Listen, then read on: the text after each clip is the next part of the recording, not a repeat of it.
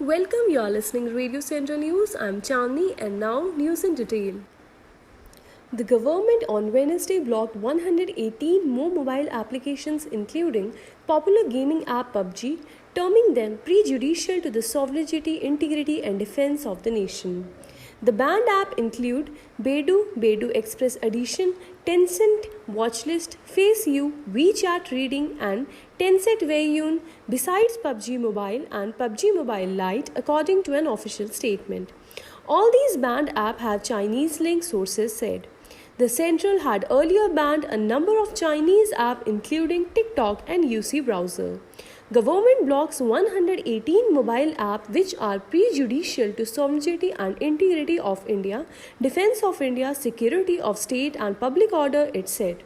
It said the IT minister had received complaints from various sources, including several reports about misuse of some mobile apps, including on Android and iOS platforms for stealing and surreptitiously transmitting user data to servers outside India.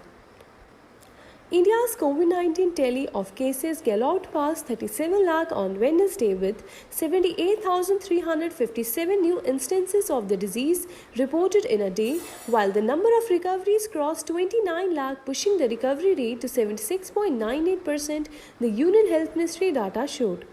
The death toll climbed to 66,333, with 1,048 more fatalities reported in 24 hours.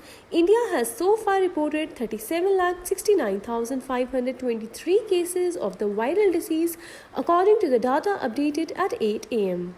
The total number of COVID-19 recoveries in the country has surged to 29,01,908, while the fatality rate has declined to 1.76%. There are 8,01,282 active cases in the country, which comprises 21.26% of the total caseload. India's COVID-19 tally had crossed the 20 lakh mark on August 7 and went past 30 lakh on August 23.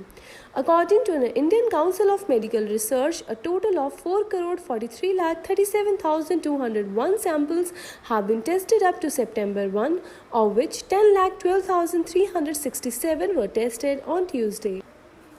Congress leader Rahul Gandhi on Wednesday hit out at Prime Minister Narendra Modi over the state of the economy, rise in COVID-19 cases, and external aggression at borders, alleging that India is reeling under Modi-made disasters. His attack comes after official data showed on Monday that the country's economy suffered its worst slump on record in April-June, with the gross domestic product contracting by 23.9% as the coronavirus-related lockdown weighed on the already declining consumer demand and investment. India is reeling under Modi-made disasters: 1. Historic GDP reduction minus 23.9%, 2. Highest employment in 45 years, 3. 12 crore jobs loss, center not paying states their GST dues, globally highest COVID-19 daily cases and deaths, external aggression at our borders, Gandhi tweeted. Rebutting Gandhi's attack in the video earlier this week on the state of the economy, the BJP had mocked him, saying he should release a video about the G-23, a reference to the 23 leaders who wrote to the Congress chief seeking the party's overall. Chief Economic Advisor K.V. Subramaniam has said the economy was experiencing a V-shaped recovery after the lockdown was eased. Also on Wednesday, Gandhi shared the latest video in the series titled Dharohar, which looks back to the party's history and its contribution to India during nearly 135 years old history.